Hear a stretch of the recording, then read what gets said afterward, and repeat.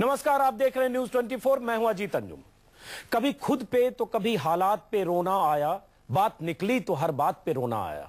BJP की तरफ से कांग्रेस उपाध्यक्ष राहुल गांधी को समर्पित यह शेर राहुल के उन हमलों का जवाब है जिसमें उन्होंने मोदी पर देश को उल्लू बनाने का इल्जाम लगाया था। उल्लू का यह जुमला बिहार में राहुल की रैली से उछला और चुनावी राजनीति के केंद्र में आ गया। बौखलाई बीजेपी 60 साल की रिसर्च और दलीलों के साथ मैदान में आ गई। उल्लू बनाने वाले बयान से भड़की बीजेपी ने कांग्रेस पर खूब हमले किए, खूब सवाल पूछे। नौबत यह आ गई कि इंसानी बस्ती से दूर अंधेरे में विचरने वाला उल्लू आज हमारे विमर्श का मुद्दा बन गया। अब चुनावी मौसम में राहुल ने देश को उल्लू बनाने का इल्जाम तो मोदी पर लगाया है, लेकिन एक बात तो सच कह गए राहुल, जनता ही उल्लू बनती है। कभी चुनावी वायदों में फंसकर तो कभी नेताओं पर भरोसा करके। चुनाव आते हैं तो मंच से बड़े बड़े दावे होते हैं और 5 साल बाद फिर ढाक के 3 पात। उल्लू बनाने की सदियों पुरानी इस प्रथा के सूत्रधार कांग्रेस भी है, बीजेपी भी है और बाकी पार्टियां भी। जनता उल्लू बनती है और नेता अपना उल्लू सीधा करते हैं। आज भी राहुल गांधी अपनी रैलियों में देश के 70 करोड़ मिडिल क्लास को सुनहरे सपने दिखाते हैं, विकास मॉडल की चर्चा करते हैं। उधर बीजेपी के पीएम उम्मीदवार नरेंद्र मोदी विकास के गुब्बारे फुलाते हैं, देश को बदलने के जादुई दावे करते हैं और रैलियों के बीच खड़ी जनता चुपचाप सब सुनती देखती रहती है। तो सबसे बड़ा सवाल यही है कि देश को उल्लू कौन बना रहा है और क्या वाकई मोदी देश को उल्लू बना रहे हैं? इन्हीं सवालों पर बात करेंगे, मेहमानों से, नेताओं से सवाल पूछेंगे। लेकिन जरा सुनिए, देखिए किसने क्या कहा। बिहार का जो रेडार है ना, उसका कोई उल्लू नहीं बना सकता है। आप बहुत होशियार हो मोदी जी, हिंदुस्तान का उल्लू बनाना बंद करो। राहुल गांधी ने बिहार की रैली में मोदी पर ये करारा हमला क्या किया? रात्रि जागरण करने वाला एक पक्षी हिंदुस्तान की सियासत में रातों रात पॉपुलर हो गया। उल्लू बनाने से लेकर उल्लू सीधा करने तक के जो मुहावरे अब तक विज्ञापनों की दुनिया में सिमटे थे, पिछले इलेक्शन का उल्लू बनाओ, वो मुहावरे राहुल के एक आइडिया की वजह से सियासी हमलों का हथियार बन गए। मोदी जी, हिंदुस्तान का उल्लू बनाना बंद करो। पिछले 24 घंटे की रैलियों में बाकायदा रिसर्च के साथ मंच पर आए राहुल गांधी। कभी मोदी के टॉफी चॉकलेट मॉडल की बखिया उधेड़ी, टॉफी मिलती है 1 रुपए की, वहाँ पे 1 रुपए मीटर जमीन मिल रही है। तो कभी देश के 70 करोड़ मिडिल क्लास की दुनिया बदलने का कांग्रेसी मॉडल बताते रहे। मोदी की पार्टी को चुभ गया, पलटवार की मुद्रा में आई बीजेपी बोल पड़ी, चुनाव के बाद पता लग जाएगा कौन उल्लू बना रहा है। कि भारत का मतदाता बहुत परिपक्व और विवेकशील है, उसको मूर्ख बनाना या इसके समकक्ष संज्ञा देने जैसे किसी भी प्रयास का समुचित उत्तर वह इन चुनावों में दे देगा। तो उल्लू बनाने की कांग्रेस पार्टी एक हिस्ट्री शीटर पार्टी है, इसलिए उसके युवराज जो है वो इसी तरह की बात करेंगे। बीजेपी का सवाल तो ये भी है कि पिछले 60 साल में राहुल की पार्टी ने किसको उल्लू बनाया? इससे पहले कि राजनीति के उल्लू अध्याय में बीजेपी और हमलावर होती, मोदी को घेरने के लिए कांग्रेस के दिग्गज एक वीडियो के साथ हाजिर हो गए। ये उमा भारती का पुराना वीडियो है जिसमें उन्होंने मोदी को तानाशाह और विनाश पुरुष कहा था। मोदी जी विकास पुरुष नहीं है, विनाश पुरुष, और उन्होंने गुजरात का विनाश किया है। ये गुजरात एक फियर स्ट्रिकन स्टेट हो गया है, भय से भरा हुआ। ये नरेंद्र मोदी की देन है। ये जारी किया है बताने के लिए आपको कि बीजेपी में हजारों ऐसे लोग हैं, उसमें उमा भारती हैं, जो उनको तानाशाह समझती हैं, जो इनको विनाश पुरुष विकास पुरुष नहीं समझती हैं। बेशक तब उमा भारती बीजेपी और मोदी से दूर थी, लेकिन मोदी पर अतीत के उमा वाक्यों को सामने लाकर कांग्रेस ने चाल चरित्र और चेहरे को बेनकाब करने का दावा ठोक दिया। उधर कांग्रेस के 4 मंत्री भी मोदी के खिलाफ चौतरफा चक्रव्यूह बनाकर खड़े रहे। चिदम्बरम ने एनकाउंटर मिनिस्टर कह दिया, I can call him encounter chief minister. तो शिंदे ने मोदी के बचपन में चाय बेचने के दावों पर सवाल उठा दिए। कुछ घंटे पहले आनंद शर्मा और कपिल सिब्बल मोदी के प्रचार में 5000 करोड़ के खर्च का ब्यौरा दे चुके हैं। हजारों करोड़ रुपया का खर्च और ब्लैक मनी की कोई बात नहीं। जनता इतनी बेवकूफ नहीं है, एक दल सोचता है जो दिखता है वो बिकता है। ये हमले और जुमले बेशक चुनावी मौसम की देन है, लेकिन कुछ सवाल ऐसे हैं जिनका जवाब देश भी जानना चाहता है। सबसे बड़ा सवाल ये कि देश को उल्लू बनाने की सियासत क्या है और कौन है इसका सूत्रधार। Bureau report, news 24। Rahul Gandhi ने बिहार की चुनावी रैली में कहा कि नरेंद्र मोदी देश को उल्लू बना रहे हैं। जवाब बीजेपी की तरफ से आया। बीजेपी के कई नेताओं ने अलग अलग बयान दिए और यह भी कहा कि चुनाव में पता चलेगा कौन किसको उल्लू बना रहा है। लेकिन एक बात तो सच है कि देश में जनता उल्लू बनती है। अब बीजेपी के नेताओं का यह कहना है कि यह मतदाताओं का अपमान है अगर मतदाताओं के लिए, जनता के लिए ऐसे शब्दों का इस्तेमाल करते हैं। लेकिन मैं ये लिबर्टी ले रहा हूं क्योंकि यह मुहावरा भी है। इसी पर हम चर्चा करेंगे, समझने की कोशिश करेंगे कि कौन किसको उल्लू बना रहा है और इसका क्या मतलब है। इसी पर चर्चा करने के लिए स्टूडियो में हमारे साथ हैं अभय दुबे, वरिष्ठ पत्रकार, राजनीतिक विश्लेषक, यमीबेन याज्ञनिक, कांग्रेस स्पोक्सपर्सन अहमदाबाद से, प्रोफेसर आनंद कुमार वाराणसी से, बनारस से, आम आदमी पार्टी के प्रवक्ता, कैप्टन अभिमन्यु बीजेपी के प्रवक्ता। सबसे पहला सवाल यमीबेन याज्ञनिक, राहुल गांधी ने क्यों कहा कि नरेंद्र मोदी देश को उल्लू बना रहे हैं? आप ही से जरा समझता हूं। देखिए अंजुम जी, ये जो मुहावरा का प्रयोग राहुल जी ने किया है वो गुजरात के मॉडल के ध्यान में रख के, क्योंकि मोदी जी गुजरात से आए हैं, गुजरात में विकास की बात कर रहे हैं, विकास के आंकड़े बता रहे हैं, गुजरात में जो नहीं हुआ है वो हुआ है, ऐसा करके पूरे देश में जाके भ्रमण करके रैलिया में, टीवी में, कहीं कहीं जाके वो बताते हैं। तो वो गलत भ्रामक बातें हैं। तो उसके कॉन्टेक्स्ट में राहुल जी ने बताया कि मोदी जी सब देशवासियों को उल्लू बना रहे हैं। उसका मतलब कि भ्रामक प्रचार से गलत बातें बता रहा है जो सही है नहीं, सच है नहीं गुजरात में। यमीबेन समझ गया, इसका जवाब मैं लूंगा बीजेपी प्रवक्ता से कि वाकई उल्लू बना रहे हैं कि नहीं विकास मॉडल पर। लेकिन जरा आपके विकास मॉडल पर बात करते हैं।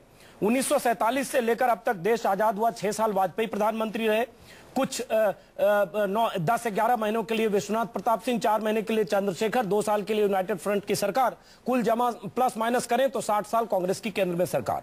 और आज राहुल गांधी अगर भाषणों में जो बातें कर रहे हैं, जिसमें कह रहे हैं कि देश में बेरोजगारी की हालत है, लोगों के पास छत नहीं है, और राहुल गांधी कहते हैं 2014 में सरकार बनेगी तो छत का अधिकार देंगे, हर आदमी के माथे पर छत होगा, हर आदमी को इलाज मिलेगा।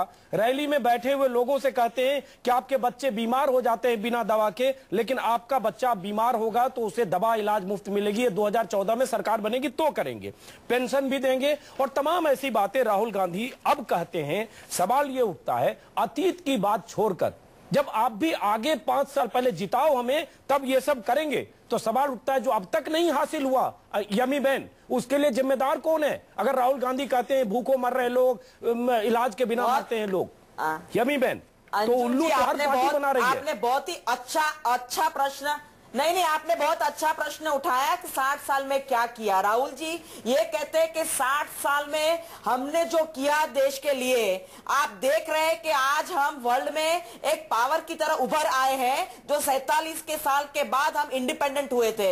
हमारी जो नीतियां थी, आज जो 5 ईयर प्लान्स थे, जो योजनाएं थी, आज हमने गरीबी कम कर दी है। इतनी शिक्षा हुई है कि आप देख रहे हैं कि विमेन कितनी आगे आ गई है। लेकिन ये शर्मनाक नहीं है यमीबेन याज्ञनिक, 10 साल से यूपीए की सरकार है, ये शर्मनाक नहीं है यमीबेन याज्ञनिक। 60 साल आपकी सरकार रही है, शर्मनाक नहीं है कि अगर राहुल गांधी, एक मिनट सुन तो लीजिए, एक मिनट सुन लीजिए यमीबेन, सुन लीजिए, अगर कहते हैं, एक मिनट सुन लीजिए, पहुंच गया है, एक मिनट सुन लीजिए, उसके बाद जवाब आप दीजिएगा। अगर राहुल गांधी कहते हैं बड़े लोग भरपेट खाना खाते हैं, गरीब किसान माताएं बहनें इनके बच्चे भूखे सोते हैं, देश में कोई शख्स अब भूखा नहीं सोएगा, लेकिन ये तब नहीं सोएगा जब 2014 में हमारी सरकार बनेगी। तो अब तक क्या कर रहे थे?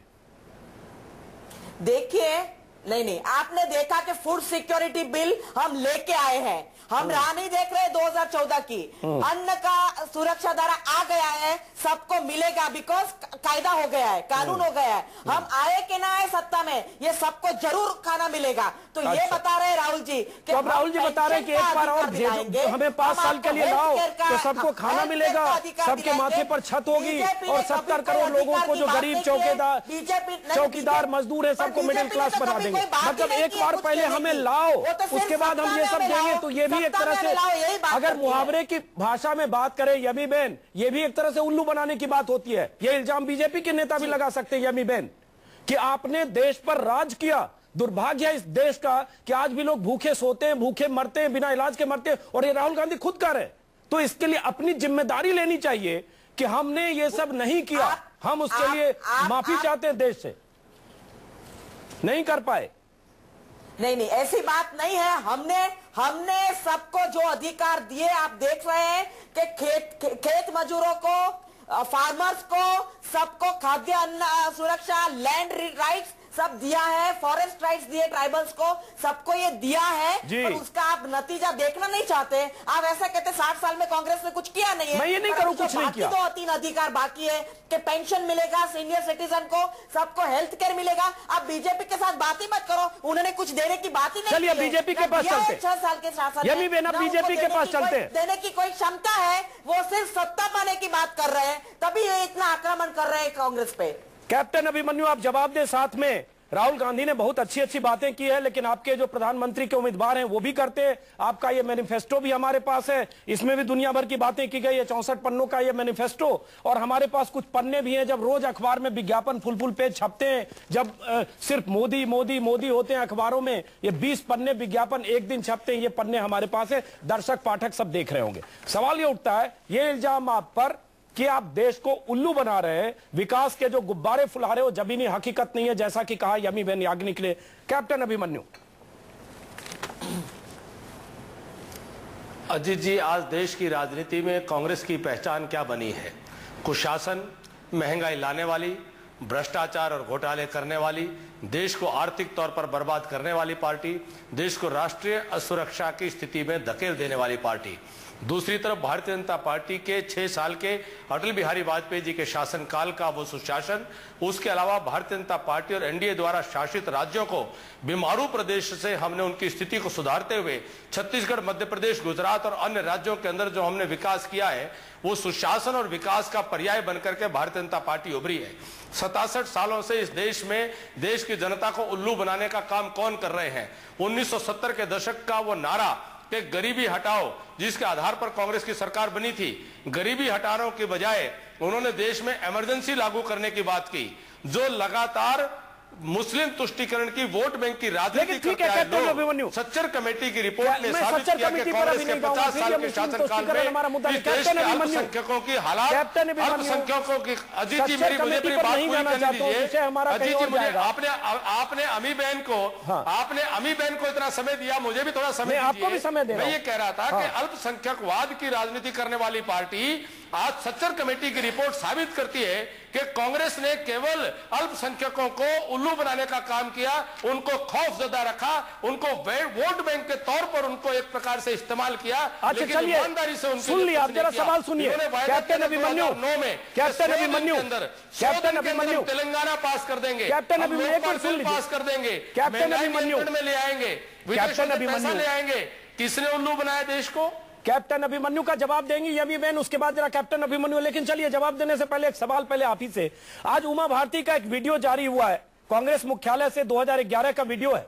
उमा भारती एनडीए सरकार में मंत्री थी, आपकी पार्टी में आज भी अहम ओहदे पर हैं और उसके बाद झांसी से उम्मीदवार हैं। उमा भारती का यह बयान है जो उनके वीडियो में है, जिसमें उन्होंने कहा है कि मैं नरेंद्र मोदी को 1973 से जानती हूं, वो विकास पुरुष नहीं है, वो विनाश पुरुष है। उन्होंने गुजरात का विनाश किया है और यह भी कहा है कि वो जो आंकड़े हैं वो सारे फर्जी आंकड़े हैं जो मोदी आंकड़े दे रहे हैं, बीपीएल, एपीएल और गरीबी के। और उसमें उन्होंने भी कहा है, इसमें मीडिया ने भी गुब्बारे फुलाने में उनका योगदान किया। यह उमा भारती का बयान है 2011 का। आदरणीय उमा भारती, आपकी पार्टी की वरिष्ठ नेता और उम्मीदवार।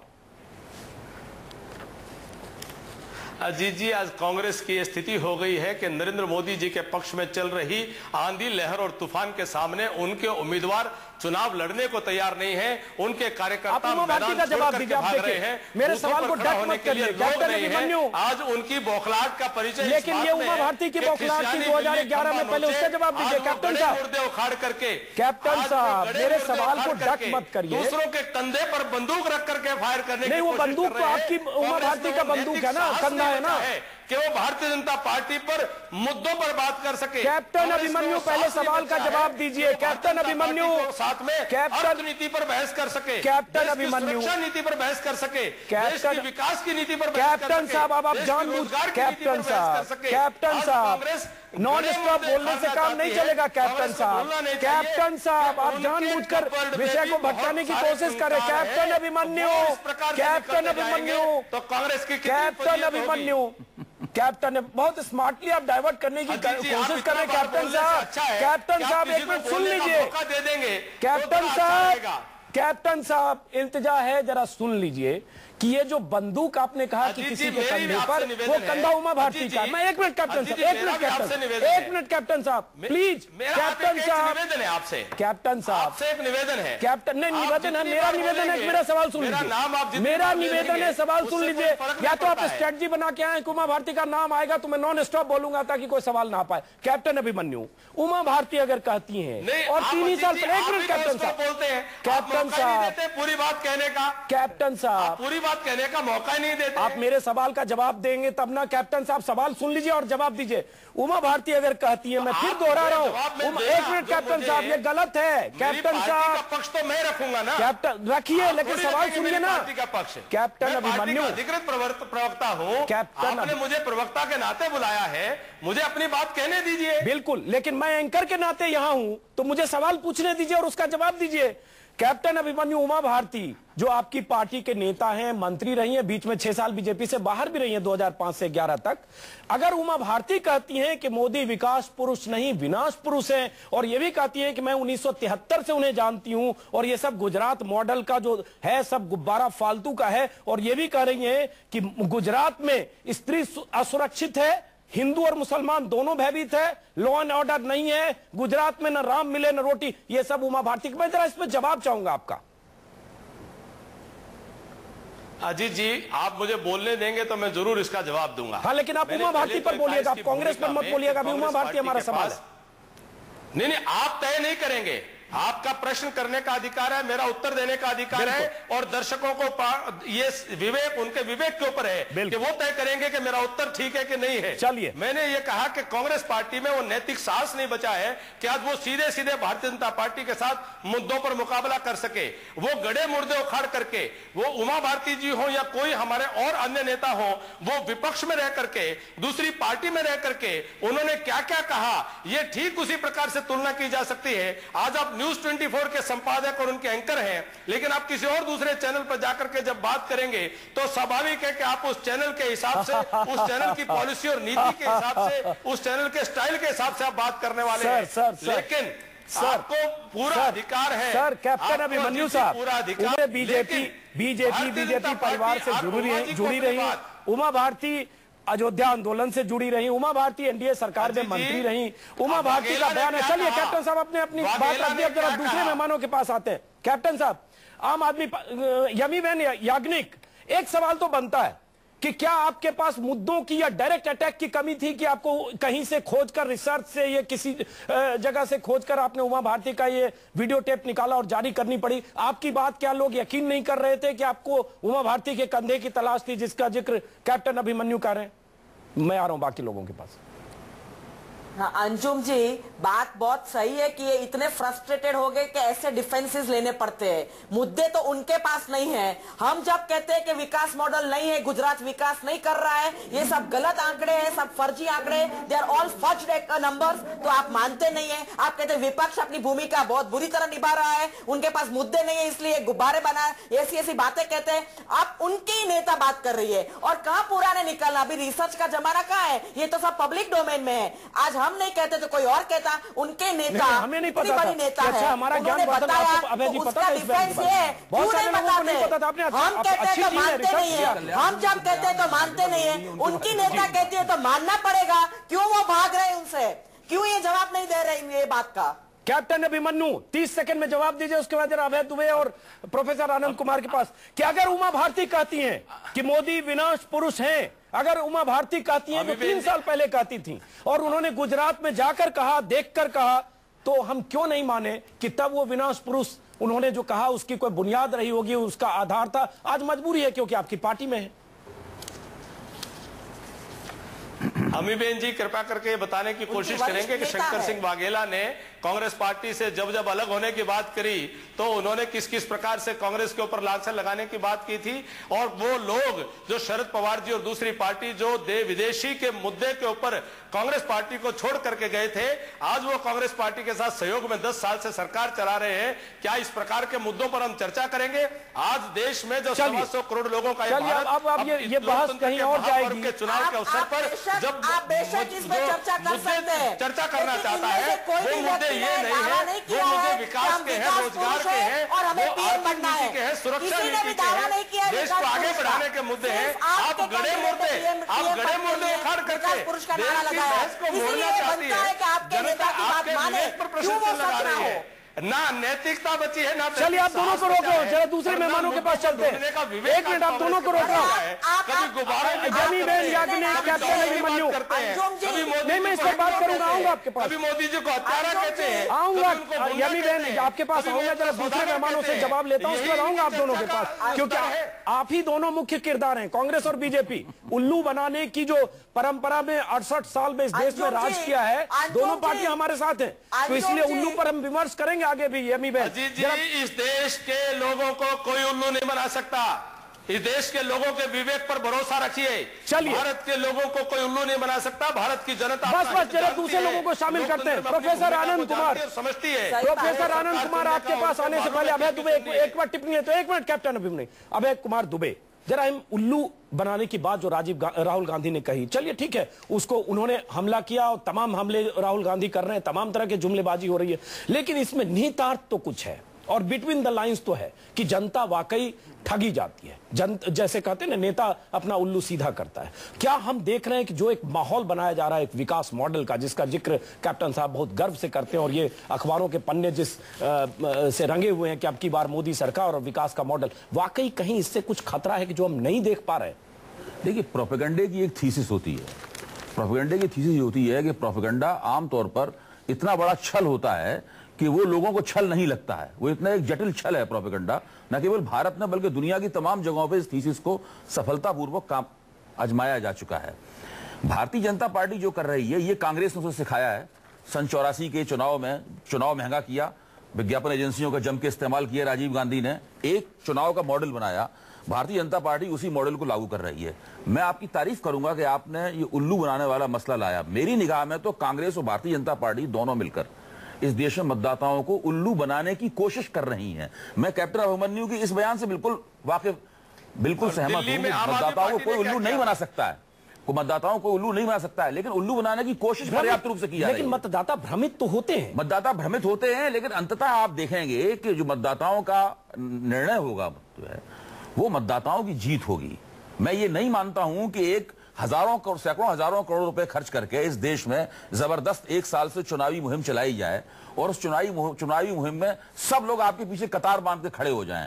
ये लगभग असंभव है। ये इस देश में नहीं हो सकता। इतना बड़ा देश है, इतना विविधता संपन्न देश है, इतनी तरह तरह की इसमें राय है, तरह तरह की राजनीति है, और अब इस तरह की नई शक्तियां भी पैदा हो गई हैं जो कि इस उल्लू बनाने की जो प्रक्रिया है, इस प्रक्रिया में बड़ा सकारात्मक हस्तक्षेप कर रही हैं।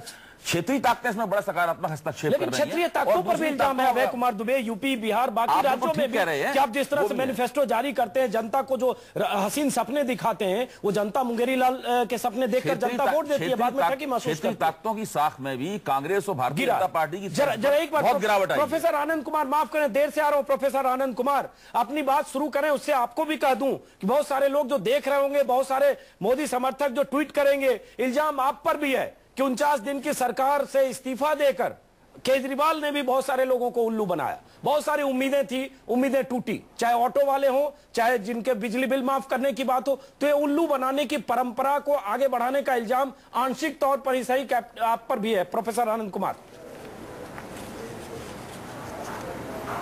देखिए, ये तो सच है कि आज आम जनता अपनी जो सरकारें होती हैं उनसे जो उम्मीदें करती हैं उनके बारे में कोई जवाबदेही का सिलसिला नहीं रह गया है। आपने घोषणा पत्र में क्या कहा, सरकार चलाते समय क्या किया, इसका कोई लेखा जोखा जब मांगता है तो ये अपनी तरफ से विज्ञापनों की बाढ़ ला करके आपकी आवाज़ को दबा देते हैं और मुद्दों को भी भटका देते हैं। इस समय अकेली आम आदमी पार्टी है जो अपने दिल्ली के चुनाव के घोषणा पत्रों की बार बार फहरिस्त बना करके पेश करती है और कहती है कि 49 दिन में हमने क्या किया और क्या नहीं किया। अगर श्री मनमोहन सिंह जी 10 साल की फहरिस्त बनाए राहुल गांधी की मदद से और श्री नरेंद्र मोदी 12 साल की गुजरात वो तो एक फहरिस्त संजय बारू ने किताब लिखकर एक्सीडेंटल प्राइम मिनिस्टर किताब लिख दी है, मेकिंग ऑफ मनमोहन सिंह और मेकिंग ऑफ मनमोहन सिंह।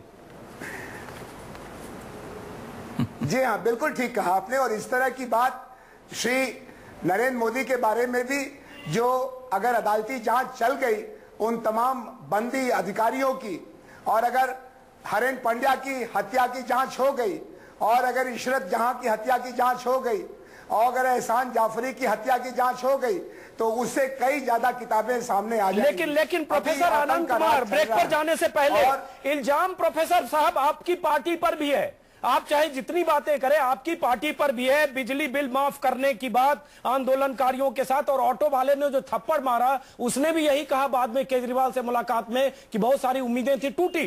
तो इल्जाम आप पर भी है कि आपने भी एक तरह से जनता को ठगा, जो आपने सपना दिखाया वो पूरा नहीं हुआ, आप छोड़कर भाग गए।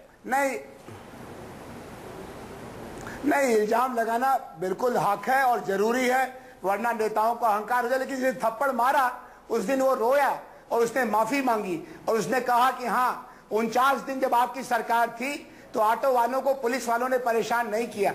दिल्ली में बिजली माफिया और पानी माफिया दोनों मैदान छोड़ के भाग गए। हमने जांच बैठा दी, जांच की रिपोर्ट आने के बाद अंबानी का चेहरा साफ हो जाएगा, और हमने FIR दाखिल किया है। अगर उस पर कार्रवाई की जाएगी तो केंद्रीय सरकार, बिजली माफिया और अफसरशाही की सांठगांठ खुल जाएगी। सबसे बड़ा सवाल में हम हर रोज अलग अलग मुद्दों पर बात करते हैं। हर रोज जब आप कार्यक्रम देखते हैं, कभी मुस्लिम मुद्दों पर, कभी विकास के मुद्दों पर, कभी विनाश के मुद्दों पर, कभी राजनीति पर, कभी मोदी की राजनीति पर, कभी कांग्रेस की राजनीति पर, कभी तमाम तरह की राजनीतियों की मिसाल हम देते हैं, उस पर बहस करते हैं। लेकिन आज हम बात कर रहे हैं उल्लू पर, और किसने किसको उल्लू बनाया। इस पर पहली बार यह बहस के केंद्र में एक उल्लू है, क्योंकि राहुल गांधी ने कहा कि देश को मोदी उल्लू बना रहे हैं। बीजेपी ने कहा कि वक्त आने पर, चुनाव के नतीजे आने पर पता चलेगा कि कौन किसको उल्लू बना रहा है। इस बीच उमा भारती का एक वीडियो, 3 साल पुराना वीडियो कांग्रेस ने आज जारी किया। वीडियो में उमा भारती कहती दिख रही हैं कि मोदी विकास पुरुष नहीं, विनाश पुरुष है। जरा सुनिए क्या कहती है उमा भारती, उसके बाद बात करेंगे, समझेंगे कौन किसको उल्लू बना रहा है और क्या जनता को वाकई उल्लू बनाया जा सकता है। लेकिन उससे पहले देखिए उमा भारती ने क्या कहा था। नरेंद्र मोदी जी विकास पुरुष नहीं है, विनाश पुरुष है, और उन्होंने गुजरात का विनाश किया है। ये गुजरात एक फियर स्ट्रिकन स्टेट हो गया है, भय से भरा हुआ। ये नरेंद्र मोदी की देन है। ये थी उमा भारती, बीजेपी की फायर ब्रांड नेता।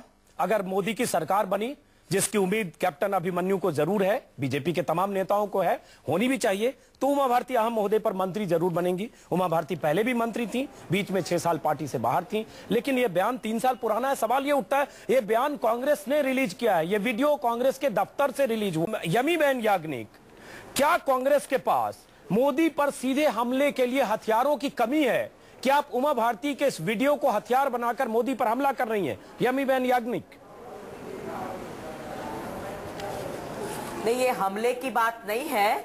मोदी जी के बारे में जितना भी हम कहा है, हमने सारे जो प्रूफ दिखाए, सारे रिपोर्ट्स दिखाए, सारे आंकड़े दिखाए, वो चाहे लॉ एंड ऑर्डर के हो या विमेन मिसिंग हो या विमेन की FIRs नहीं लेते हैं, या तो लैंड जो दी गई है इंडस्ट्रियल हाउसेस को 1 रुपये पर स्क्वायर मीटर, या तो जो भी विकास की बात गलत है सारी हमने बताई है।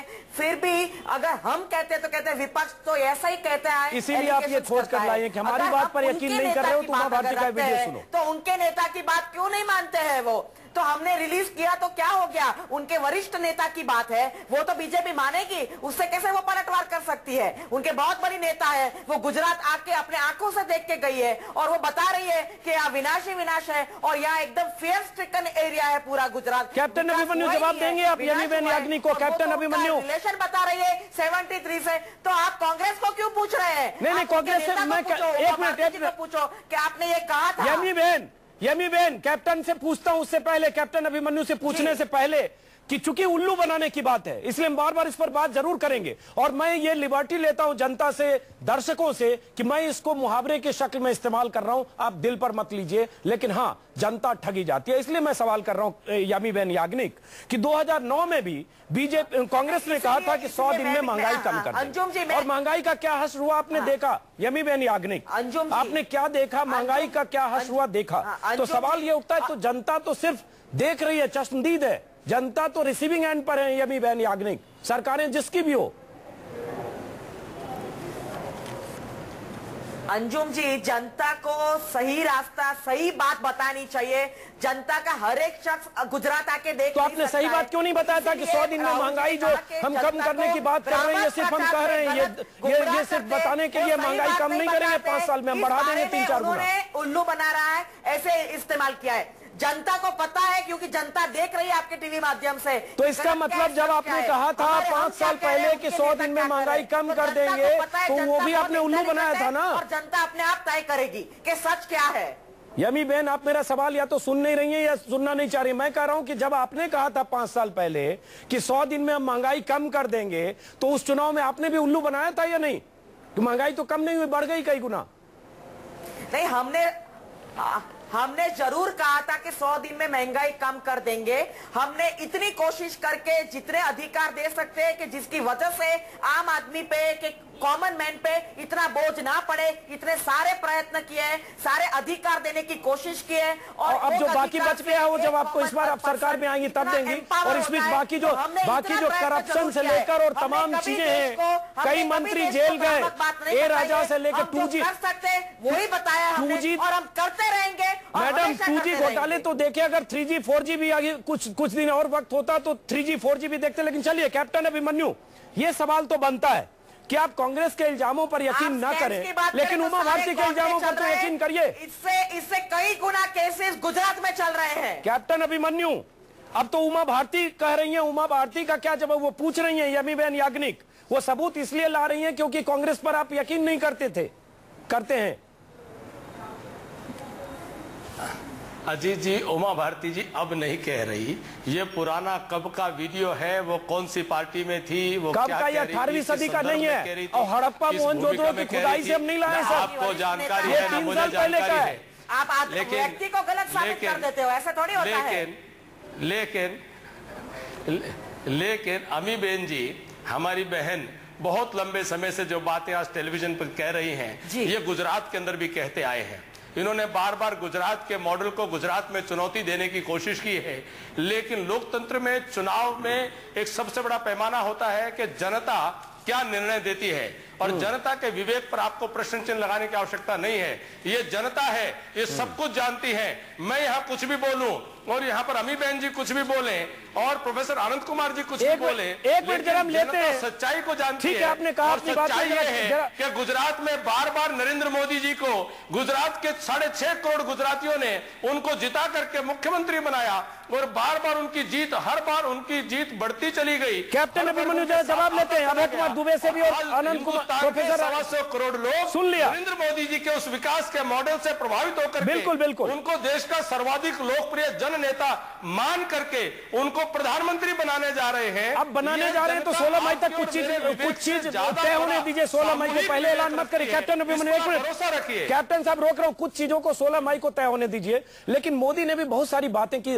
रेनबो सिद्धांत है जिसमें culture, agriculture, women, natural resource, youth power, democracy, knowledge, तमाम तरह की बातें कर रही है। ये भी, इसमें भी कहीं कुछ ऐसा गुब्बारा है जो अभी लग रहा है कि ये सब होने वाला है। और 2014 में जैसा कि कह रहे सरकार बनाने जा रही हूं, उनके हिसाब सरकार बनने सिर्फ शपथ लेना बाकी है, जो 17-18 को होना है। क्या इसमें एक और बात कही है उन्होंने, अभी जो पिछले 2-3 मिली भगत टाइप जो इंटरव्यू दिए हैं नरेंद्र मोदी ने, एक और उनका 5T सारे नेताओं के talent, tradition, tourism, trade, technology, वो सारा मैंने पढ़ा है। मैं ये कह रहा हूं, राहुल गांधी के और नरेंद्र मोदी के आजकल जो इंटरव्यू टीवी चैनलों में पेश किए जा रहे हैं, वो पहली नजर में देखने में पत्रकारिता की किसी भी नैतिकता पर खरे नहीं उतरते। वो तकरीबन स्पष्ट रूप से मिली भगत से लगते हैं। दूसरी बात, उन्होंने एक और बात कही है कि 2014 का चुनाव 2002 का दंगा है, उसके ऊपर भी मतदाताओं का एक निर्णय होगा। मैं ये कहता हूं कि अगर आप चुनाव जीत जाते हैं तो इससे आपके पिछले किए हुए काम सही साबित नहीं हो जाते। इंदिरा गांधी 1980 में चुनाव जीत गई थी, तो क्या इमरजेंसी उन्होंने लगाई थी वो सही साबित हो गई थी? या उसकी हमें आलोचना नहीं करनी चाहिए। और ये पूरा तर्क कि मतदाताओं ने हमें वोट दे दिया है, अब मतदाताओं को विवेक पे हम वो छोड़ देंगे, इस आधार पे, अगर केवल इसी आधार पे माना जाए तो 2004 में एनडीए के शासन को मतदाताओं ने तकनीकी रूप से देखा जाए, मैं नहीं समझता हूं खारिज किया था, खारिज कर दिया था। और 2009 में उससे भी ज्यादा जोशो खरोश के साथ खारिज कर दिया था। तो ये जो पूरी तर्क पद्धति है, ये चुनावी डिबेट के लिए ठीक है तर्क पद्धति, लेकिन फिर वही बात सामने आ जाएगी, इस तर्क पद्धति द्वारा केवल उल्लू बनाने की कोशिश की जा सकती है।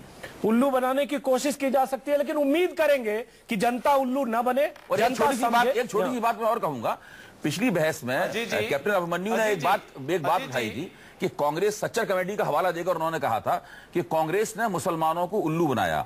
मैं उनकी बात से कमोबेश सहमत हूं, कांग्रेस ने मुसलमानों को उल्लू बनाया, लेकिन यहां तो समस्या यह है कि वो हिंदुओं को उल्लू बनाने की कोशिश कर रहे हैं।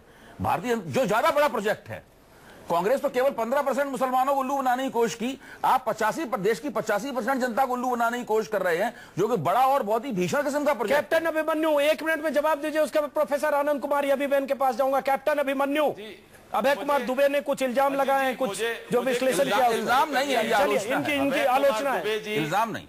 अभय कुमार दुबे जी, अजीत जी, अभय कुमार दुबे जी हमारे बड़े मित्र हैं और वो बड़े विद्वान पत्रकार और संपादक हैं, विश्लेषक और आलोचक हैं। लेकिन जिस प्रकार से उन्होंने मोदी जी का इंटरव्यू करने वाले पत्रकारों को, मैं उस पर बात नहीं करता, उससे हम निकलते हैं, चलिए, पर उनको कमजोर उन्होंने इल्जाम लगाया है। अपने ही पत्रकार दूसरी बिरादरी के लोग, कैप्टन अभिमन्यु, उस मुद्दे पर अभी हम बहस नहीं करना चाहते, किसी और चैनल का मामला है, हम अपने मुद्दे पर बात करें। कैप्टन अभिमन्यु, जो इन्होंने कहा अभय कुमार दुबे ने, लेकिन मैं आपके पास आने से पहले उससे पहले जरा प्रोफेसर आनंद कुमार, सवाल यही उठता है कि क्या जनता, अगर जनता मोदी को, नरेंद्र मोदी को 200 से ज्यादा सीटें जिताकर भेजती है, अगर की बात कर रहा हूं, कैप्टन अभिमन्यु तो मान रहे हैं कि बस शपथ होना है 16 मई के बाद, 17, 18, 19 को हो सकता है मंत्रियों के नाम भी तय हो चुके हों, तो फिर मान लेना चाहिए कि जनता ने स्वीकार किया मोदी को। अगर ऐसा होता है तो मैं हाइपोथेटिकल सवाल पूछ रहा हूं, फिर ये सब बातें जो हम सब लोग, आप सब लोग कह रहे हैं विकास का गुब्बारा और ये ढकोसला, ये स्वांग, ये धोखा, ये सब गलत था, जनता ने कबूल किया नरेंद्र मोदी को। देखिए, चुनाव एक प्रसंग में होता है और कभी कभी शतरंज की चालों की तरह से ऐसा कर देते हैं कि जनता किसी प्रसंग में एक फैसला कर लेती है। आपको याद होगा कि एक चारा चोर को जनता ने 3 बार लगातार शासन का अधिकार दिया एक प्रदेश में, और वो चारा चोर इस समय जेल जाकर के चुनाव लड़ने लायक भी नहीं रह गया। ऐसा ही एक आदमखोर के साथ भी हो रहा है कि वो 3 बार से चुनाव जीत रहा है, क्योंकि चुनाव का प्रसंग ऐसा बन जाता है।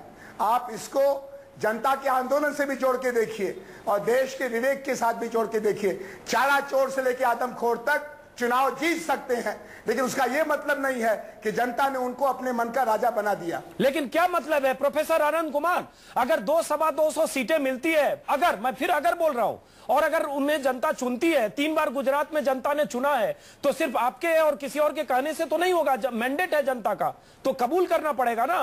भैया उन्होंने ये भी दावा किया है कभी कोई चुनाव नहीं हारता हूं। अरे वो तो सब सर माथे है, जनता का वोट सर माथे है, फिर हम सड़कों पर आंदोलन में जाएंगे, लेकिन ये होगा तब ना, न 9 मन तेल होगा, न राधा जी के, कृष्ण जी, माननीय नरेंद्र मोदी का नाच दिल्ली के लाल किले पर होने वाला है। तो ये बात आपके लिए भी कही जा सकती है, ये बात आपके लिए भी कही जा सकती है कि न 9 मन तेल होगा। हमने क्या कहा? राधा तो नहीं कहूंगा मैं, क्योंकि आप नाराज हो सकते हैं। न 9 मन तेल होगा, न केजरीवाल जीतेंगे, मैं ये कह सकता हूँ कि आप भी इसीलिए वहां गए। नहीं, आप भी इसीलिए केजरीवाल के साथ वहां गए हैं, क्योंकि इस पर बहस और डिबेट होता रहे और 9 मन तेल ना हो, न केजरीवाल जीते। मैं राधा नहीं कर रहा हूँ, गुस्ताखी नहीं कर रहा हूँ।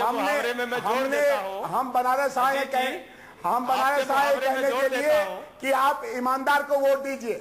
हाँ बोलिए। हाँ कैप्टन अभिमन्यु, यही मैं आ रहा हूं आपके पास। कैप्टन अभिमन्यु, अजीत जी, प्रोफेसर आनंद कुमार जी मेरे गुरु, उनको कहना चाहूंगा माफी मांग करके, उनसे क्षमा मांग करके कि नाच न जाने आंगन टेढ़ा आम आदमी पार्टी की स्थिति है।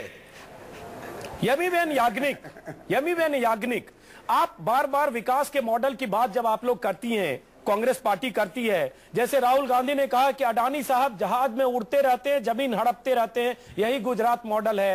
अंबानी को किनारे लगा दिया, अडानी को अपना लिया। ये सब बातें, एक मिनट पहले इसका जवाब लेते हैं कैप्टन अभिमन्यु से, उसके बाद यमी बेन आते हैं। कैप्टन अभिमन्यु, जो ये सब जो आरोप है जिसमें राहुल गांधी कहते हैं 45,000 एकड़ जमीन आपने 1 रुपए की कीमत से दे दिया, जो टॉफी मॉडल है, ये एक इल्जाम है और इस इल्जामों में सत्यता तो है कैप्टन अभिमन्यु?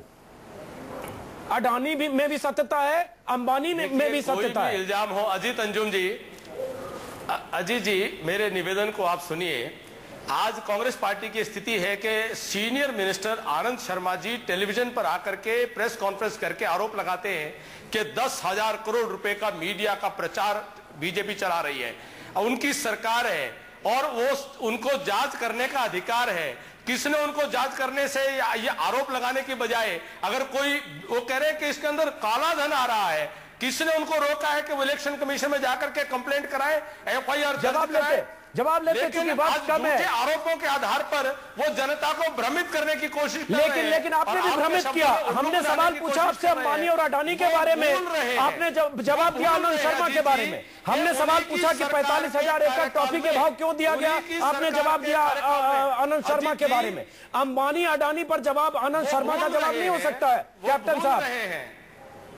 वो भूल रहे हैं। वो देखिए, मैंने आपसे पहले निवेदन किया था, आपको अपने प्रश्न करने का अधिकार है, मुझे उत्तर देने का अधिकार है। तो इसका मतलब जब मैं अंबानी और अडानी कहूंगा तो आप आनंद शर्मा बोलेंगे। चलिए, एक समानता है, ए से तीनों के का नाम शुरू हो रहा है। यमी बेन याग्निक सवाल का जवाब नहीं देते और मुस्कुराते हैं, बहुत अच्छे लगते हैं आप कैप्टन अभिमन्यु मुस्कुराते हो। यमी बेन याग्निक, क्या कांग्रेस एक तरह से मान चुकी है कि जो माहौल देश में मोदी बनाने में कामयाब हुए, और जब आप प्रचार का विवरण लेकर कपिल सिब्बल बैठते हैं, आज आनंद शर्मा, कल कपिल सिब्बल, और रैलियों का हिसाब कपिल सिब्बल कल दे रहे थे कि 300 करोड़ अकेले यूपी की रैलियों में खर्च हो गया, यहां खर्च हुआ, वहां खर्च हुआ, ये विज्ञापन, ये दूसरों का जो हिसाब दे रहे हैं, तो कहीं अपना हिसाब आप नहीं रख पा रहे हैं? क्या आपको दिक्कत हो रही है, या आप मान चुके कि इस बैटल में साइकोलॉजिकल वार हम हार चुके हैं? नहीं, आप हम ये कहना चाहते हैं कि इतनी सारी रैलियां और इतना खर्च जो हो रहा है, और उसका खंडन, जो 10,000 करोड़ की बात की, उसका खंडन बीजेपी ने किया नहीं है। पर आप हमसे पूछ रहे हैं कि आप भी अपना हिसाब नहीं दे रहे। हमने तो हमारा हिसाब पूरा दिया है। आप देख रहे हैं कि हर जगह बीजेपी का PM कैंडिडेट कितना खर्च कर रहे हैं, तो इससे पूछने से क्या कोई सवाल नहीं कर सकता है? तो हम बता रहे हैं देश को कि कितना खर्च ऐसा कभी इलेक्शन में हुआ नहीं है, तो ये हम पूछ नहीं सकते सवाल। तो ये सवाल हमने पूछा है, और आप हम सामने काउंटर करेंगे तो ये तो बीजेपी की आदत है कि जवाब नहीं देना पर सिर्फ काउंटर क्वेश्चंस करना, और कहते हैं कि आप इसी में फरियाद करो, FIR करो। वो तो जो करने का है, वो कोड ऑफ कॉन्डक्ट अगर वायोलेट होता है तो वह करते ही है। हम फरियाद जरूर करते हैं, लेकिन वो कभी जवाब नहीं देते, हमेशा उलट पुलट करके काउंटर क्वेश्चन करते हैं। कैप्टन अभिमन्यु, वक्त कम है।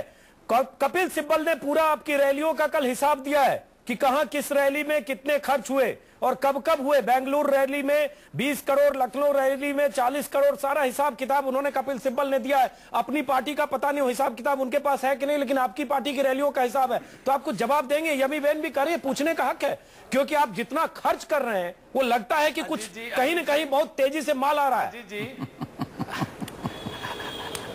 अजीत जी, ये वही कपिल सिब्बल साहब हैं, फिर आप जवाब नहीं देने की बजाय आपका जीरो लॉस थ्योरी है। ये वही कपिल सिब्बल साहब है जिन्होंने जो है जीरो खर्चा थ्योरी, कोई जीरो लॉस थ्योरी, जांच ने कहा, जीरो खर्चा थ्योरी, सुप्रीम कोर्ट ने कहा, उसके बाद सरकार ने CBI की रिपोर्ट में स्वीकार किया, सरकार ने स्वीकार किया। आज 2G स्पेक्ट्रम के जब ऑक्शन हो रहे हैं तो वो रिकवरी दे, फिर आप कहीं से कहीं चले गए। आप देखिए, हम अब 2G स्पेक्ट्रम पर बात नहीं कर रहे हैं, हम अभी चुनावी रैलियों की बात कर रहे हैं। वो उसकी बात कर रहे हैं। बहुत स्मार्ट है कैप्टन अभिमन्यु, आप मुद्दों को भटकाते हैं। मैं अंबानी अडानी पूछता हूं तो आप आनंद शर्मा की बात करते हैं, चुनावी रैलियों के सवाल पूछता हूं तो आप 2G स्पेक्ट्रम पर बात करते हैं। लेकिन चलिए, एक अच्छे प्रवक्ता की निशानी है, कोई मुद्दा है ना कोई जवाब है। सवाल आपका सवाल ही समाप्त नहीं होता है। अजीत जी आप बोलना थोड़ा रोकेंगे तो मैं जवाब दूंगा ना। लेकिन चलिए किसी और दिन होगा, क्योंकि मजबूरी है, कार्यक्रम हमें खत्म करना पड़ेगा। कैप्टन अभिमन्यु, यवीवेन याग्निक, प्रोफेसर आनंद कुमार और अभय कुमार जो माफ करें, आप चारों मेहमानों को, कार्यक्रम हमें यहाँ खत्म करना पड़ेगा। ब्रेक हमारी मजबूरी है। आप सभी मेहमानों का बहुत बहुत शुक्रिया। इस सवाल के साथ और जनता के लिए एक संदेश के साथ कि चुनाव में अपने विवेक का इस्तेमाल करिए, जिसे सही माने उसे वोट दीजिए, किसी के कहने पर वोट मत दीजिए, अखबारों में छपे विज्ञापन और इश्तिहारों को देखकर वोट मत दीजिए, ताकि कहीं आप ये आत्मचिंतन करें आप कि आप कहीं उल्लू तो नहीं बने। ये मुहावरा है, इसे दिल से न लगाइएगा। कार्यक्रम को यहीं खत्म करते हैं। ब्रेक के बाद देखिए रात 8 बजे महाभारत।